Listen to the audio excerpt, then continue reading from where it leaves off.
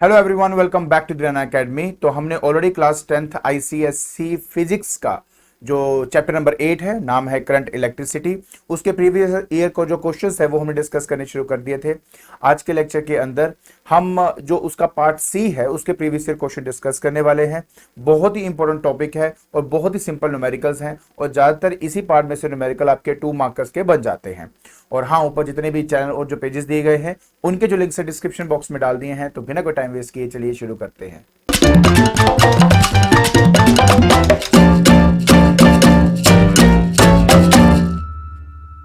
तो देखिए बेटा, शुरुआत करेंगे 1 मार्कर क्वेश्चन के साथ, उसके बाद हम इसके 2 मार्कर करेंगे, फिर 3 मार्कर एंड सो ऑन बढ़ते जाएंगे। तो सबसे पहले हमने करना है 1 मार्कर के क्वेश्चंस। तो कुल मिला के ये 3 आपके 1 मार्कर के क्वेश्चन बने हुए हैं। कहते हैं the name the physical quantity which measures in terms of the horse power. तो इसका नाम है बेटा आपका that is electric power. So electric power बेटा इस क्वेश्चन का आंसर होगा।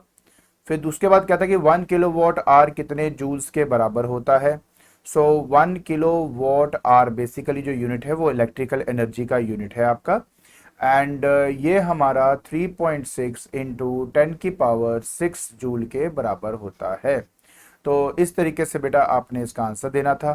थर्ड पार्ट में कहता है कि what is consumed during different electrical appliances from which the electrical bills are paid. तो नाम है बेटा इलेक्ट्रिकल एनर्जी। ठीक है, इलेक्ट्रिक एनर्जी। ठीक है। तो बेसिकली क्या होता है बेटा कि जो इलेक्ट्रिकल एनर्जी ये कंज्यूम करता है उसका जो बिल है हमें किलोवाट आर की टर्म्स में मिलता है। हम कितने किलोवाट आर यूज करते हैं उनके बेसिस पे हमें अपना इलेक्ट्रिसिटी का जो बिल है वो पे करना पड़ता है। तो ये है आपके इन क्वेश्चंस के answer. Now we will talk about the 2 marker questions. देखिए सबसे पहले कहता है an electric bulb of resistance 500 ohm, ठीक है, draw a current of 0.4 ampere, calculate the power of the bulb and the potential difference at the end. देखिए बेटा बहुत ही ज़्यादा सिंपल आपका ये क्वेश्चन है। सबसे पहले हम क्या करेंगे, यहाँ पे लिखते हैं और देखो मुझे इसका सोल्यूशन करना है। देखिए सबसे पहली बात है कि मेरे को यहाँ पर रेजिस्टेंस दी गई है।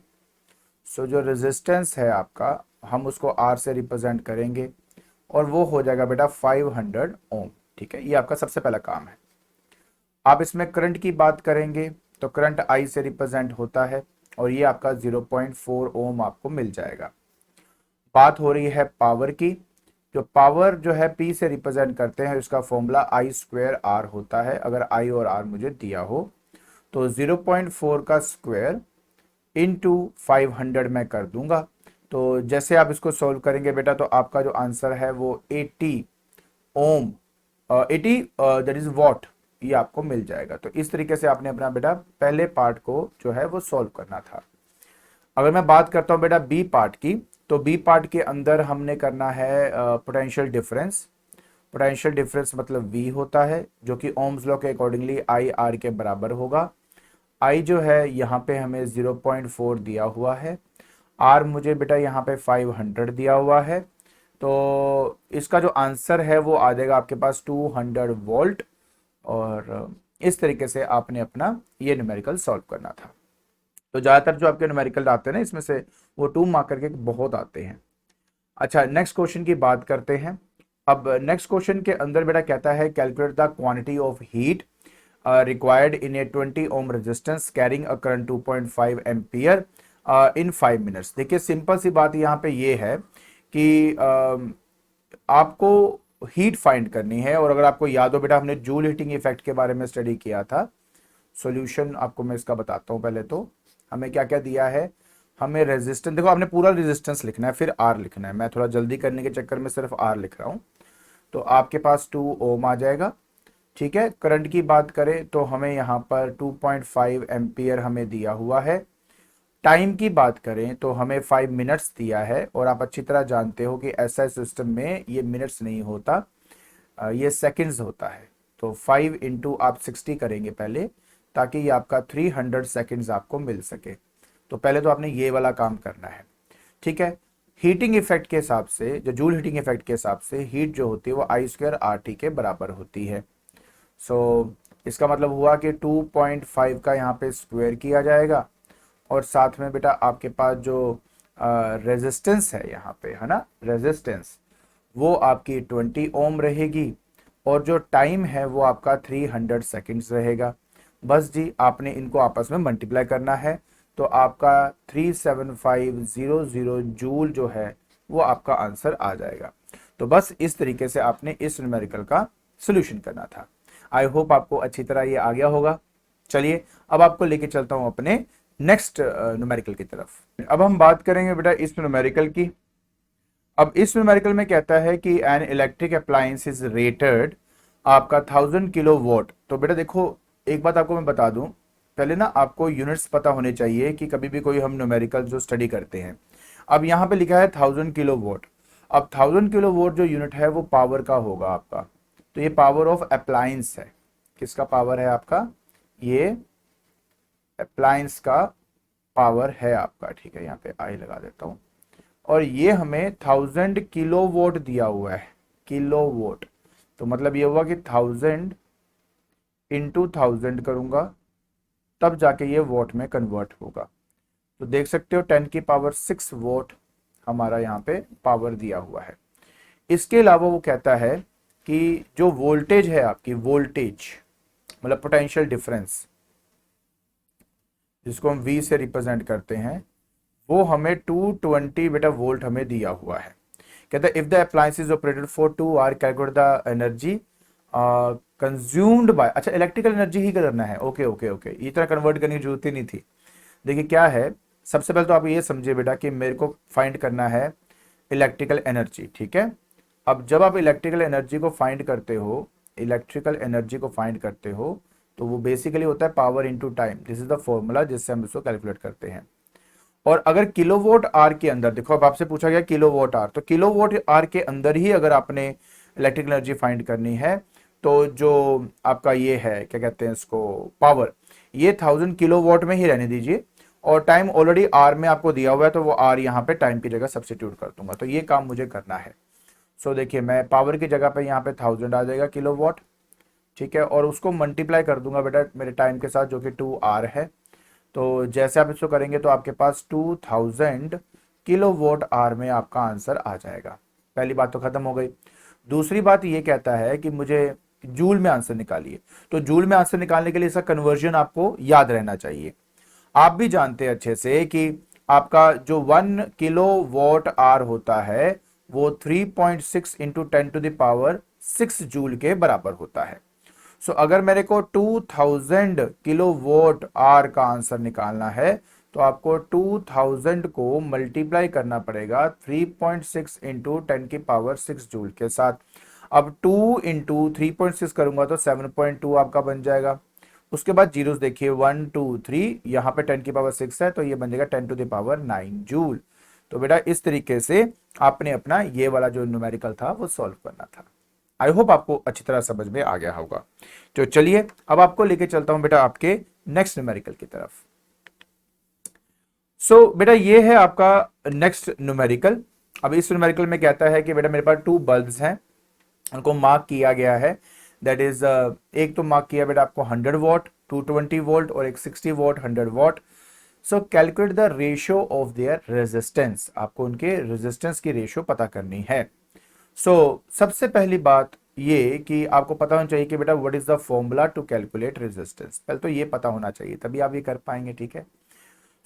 अगर आपके पास पावर दी हो, आपको वोल्टेज दी हो, और रेजिस्टेंस कैलकुलेट करनी हो, तो पावर का जो फॉर्मूला था ना, दैट इज V²/R वाला, ये आपने बेटा सॉल्व करना था। तो बेसिकली R का जो फॉर्मूला हो जाएगा वो हो जाएगा V²/P। कैसे आया, ये इसके नीचे आ गया बेटा, ये R ऊपर चला गया आपका, ठीक है, यहां से किया।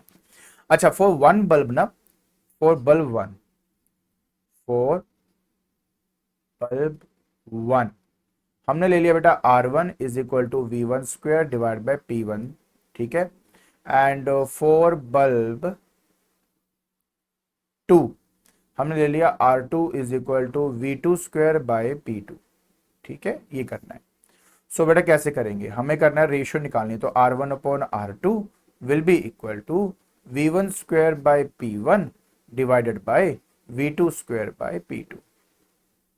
तो अब आप देखिए यहाँ पे क्या बन गया बेटा, V1 स्क्वायर बाय P1, और जब ये डिवाइड को मल्टीप्लाई करेंगे तो बन जाएगा P2 डिवाइड बाय V2 का स्क्वायर। ठीक है, तो बहुत सिंपल है। देखो जब भी हमें ऐसे रेशियो फाइंड करनी होती है ना, तो बेस्ट ऑप्शन है कि आप पहले डिवाइड का निशान लगा दो, डिवाइड को फिर मल्टीप्लाई की फॉर्म में रखो, तो ऐसे रेसिप्रोकल हो जाएगा, तो आपके लिए आसान हो जाएगा। कई लोग क्या करते हैं कि वो डिवाइड बाय वो, मतलब बहुत कुछ चक्कर है उनके बीच में, वो करते हैं, तो कभी कभार कंफ्यूजन की वजह से गलत हो जाता है। वैसे तो कई लोग कर ही लेते हैं, ऐसे कोई दिक्कत वाली बात नहीं है, बट बेस्ट ऑप्शन मुझे लगता है कि ऐसे कर लो तो कभी गलती हो ही नहीं। तो देखिए V1 की अगर मैं बात करूं तो देखो 220 वोल्ट मुझे दिया हुआ है। ठीक है, ये देखो 220 का स्क्वायर हो जाएगा इंटू P1, P2 है आपका 60 वॉट। ठीक है, अच्छा नीचे आएगा P1 जो कि 110 है, और साथ में V2 का स्क्वायर है ना, V2 220 वोल्ट, हाँ, तो ये आ जाएगा 110 का स्क्वायर। अब ये ना हमेशा याद रखें, जब कभी भी आपको रेशियो फाइंड करनी हो तो कभी भी इनको इंडिविजुअली सोल्व मत करने लग जाना, क्योंकि वो बहुत ही टाइम कंजम्पशन होता है। बेटर ऑप्शन है कि पहले लास्ट फॉर्मूले तक आप आ जाओ, फिर वैल्यू सब्स्टिट्यूट कर दो। आप कितना कुछ कटेगा, आप खुद कहेंगे सर ये तो बहुत आसान हो गया।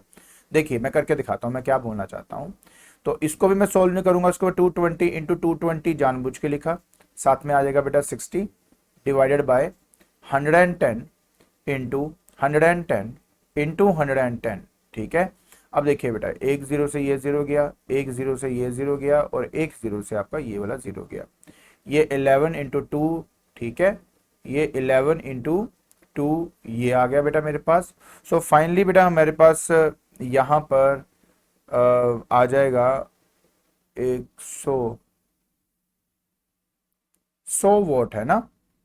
मैंने गलती कर दी बेटा, यहाँ पर आपका 100 दिया हुआ है, ये 100 दिया हुआ है, तो बोलो इतनी कैलकुलेशन टफ तो होती नहीं, तो एक 100 में ले लेता हूँ, 110 वाला जो ये था वो उड़ा दिया मैंने। ठीक है, हाँ अब ठीक है।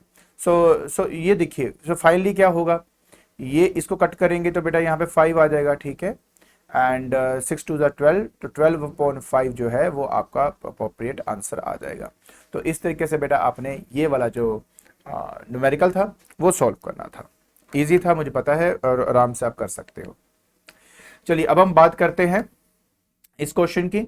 अब इस क्वेश्चन के अंदर बेटा हमें बोला जाता है कि right an expression for calculating the electric power in terms of current and resistance.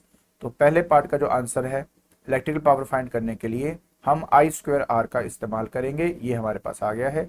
State relation between electric power, resistance and potential in the electrical circuit.